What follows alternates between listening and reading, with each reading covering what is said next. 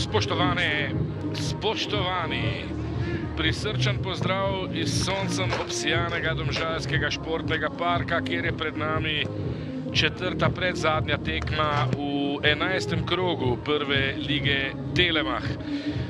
Radomlje, Koper, izjemno pomemben obračun v boju, enih za obstanek, drugih za naslov državnih prvakov. Vicko Ševelj je krenil, pa potem podaja proti Šošiću, prišel je do žoge Šošić, zdaj Marković, Marković s predložkom, Hrvoj, prva velika priložnost na tekmi, Hrvoj je ostal sam na oddaljeni vratnici, podaljšal je do Markovića, pa ponovno Vokić, Marković s predložkom, spet Hrvoj pri strelu, brani Koprivec, kakšna priložnost potem za Da Cruza, ostaja 0:0.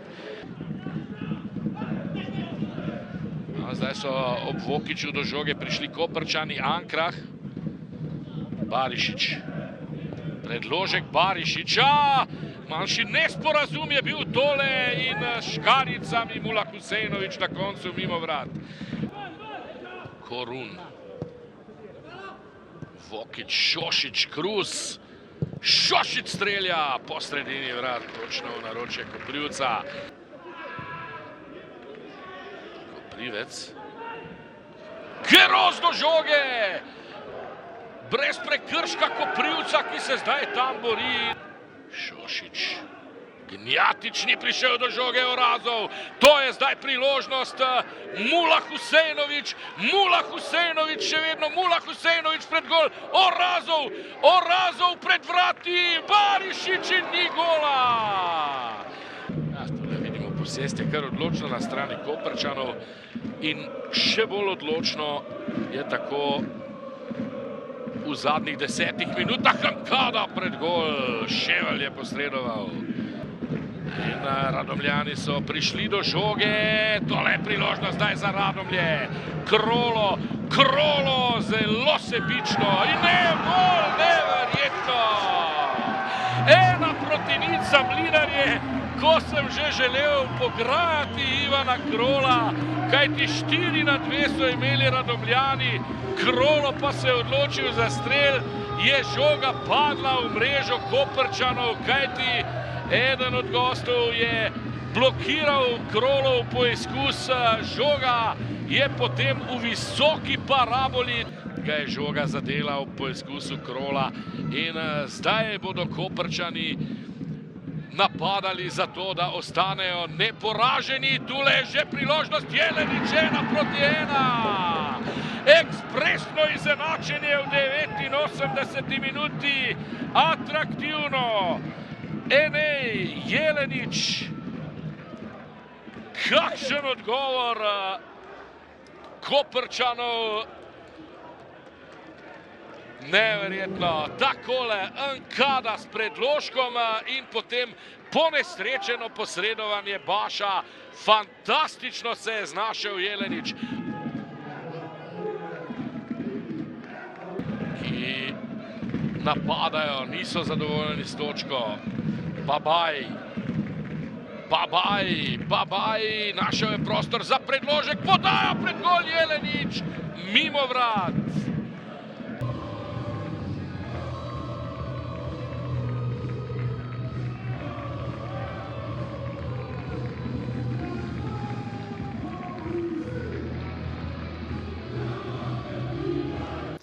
Oliver Bogatinov, trener Radomelj, 1:1. Pred tekmo ste dejali, gremo na zmago ali na točko. Na koncu ste osvojili točko, oba gola sta padla povsem na koncu tele tekme. Kako ste vi videli celotno srečanje? Zadovoljni s točko, osvajamo pike, psihološko nas je to izstrelilo eno mesto više na lestvici. Na igrišču pa to, kar smo videli, to je čar nogometa. Mislim, da v prvem polčasu oboje smo imeli izredno lepe priložnosti, ker je bilo skoraj nemogoče zgrešiti. Mreže sta ostali nedotaknjeni, na koncu pa v eni minuti se je zgodilo skoraj vse, kar šteje v nogometu, to je 2 gola, zelo hitro padla. Mogoče grenak preokus zaradi tega, ampak ker smo prvi zadeli, pa zelo hitro dobili. Ampak če seštejemo vse skupaj, smo mi zadovoljni s točko.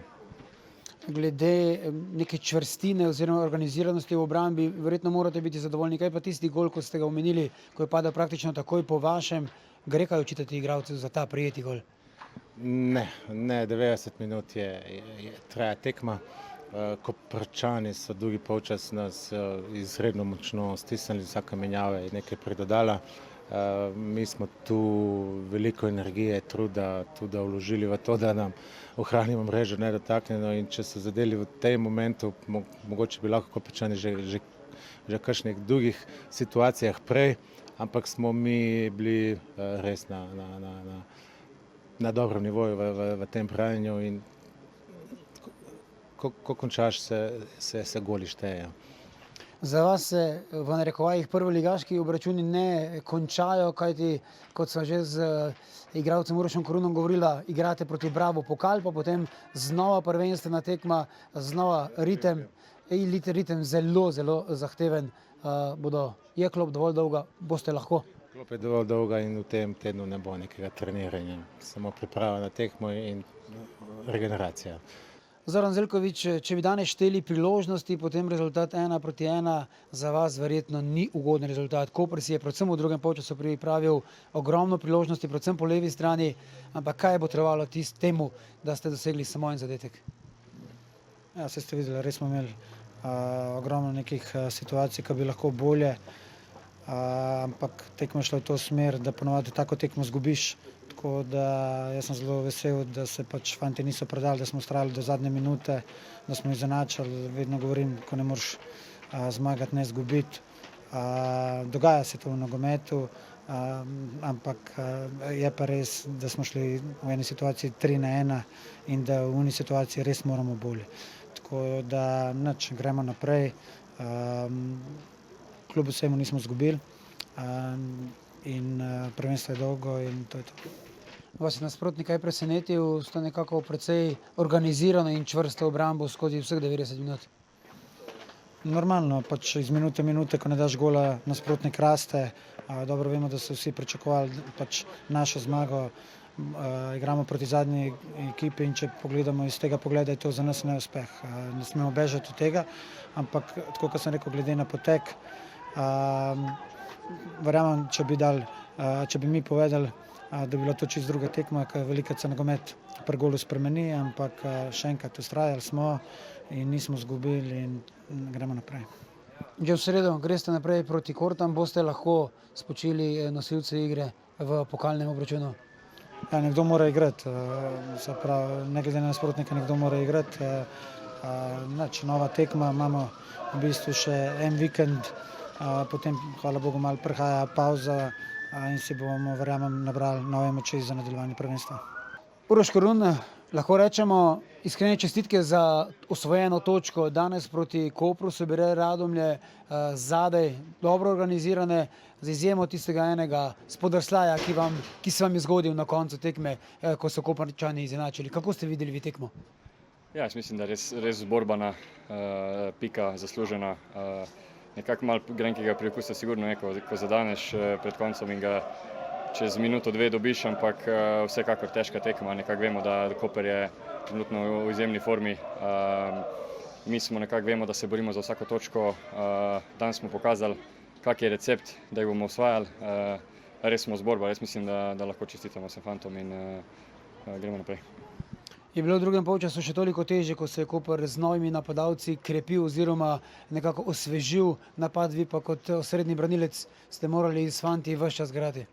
Ja, nekako oni so s temi menjavami res razvijali igro. Mi smo nekako trpeli iz minuto v minuto. Nekako ta zadetek nas je malce dvignil, ampak na našo žalost smo ga kar hitro prejeli. Ampak to, kot sem rekel, Koper je izjemna ekipa, niso zastonj v vrhu, mi bomo borbali za vsako točko teko danes in gremo naprej.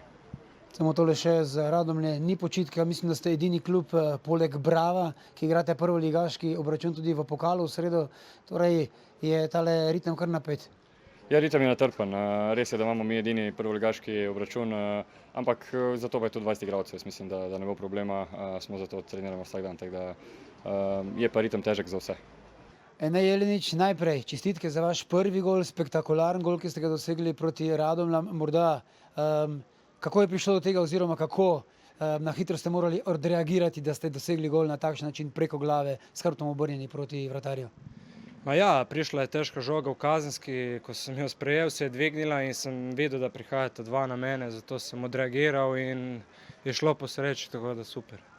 Če pogledamo vaš dres, pa čeprav ste prišli v igro v zadnji četrtini tekme, je malo okrvavljen, precej zelen, torej to dokazuje, da je bila konkretna borba na tekmi proti Radomljam. Kako ste videli celotno tekmo? Ma ja, pričakovali smo težko tekmo, že od samega začetka. Trener nas je pripravljal cel pač te par dni, ki smo imeli na voljo. Vedeli smo, da ne bo lahko, dobili smo gol, ko smo napadali v eni kontri, hvala Bogu smo pol izenačili, na koncu smo imeli, kot sem jaz videl, več šans, bi mogli to zmago potrditi, ampak vzamemo točko in gremo naprej na naslednjo tekmo. Samo tole me še zanima, ko ste dosegli zadetek, komu so bili namenjeni poljubi po vaših tatujih? Ma ja, imam vse pomalo in moji starši, moji družini, moji hčerki, sinu, ženi in tako da vsem pomalo. Tudi malo meni, ker pač sem si želel ta gol, ampak kot pravim, danes bi bilo najpomembnejše zmaga, da potrdimo tisto točko, ki smo vzeli v Ljubljani. Žal se to ni zgodilo, glave gor, gremo naprej.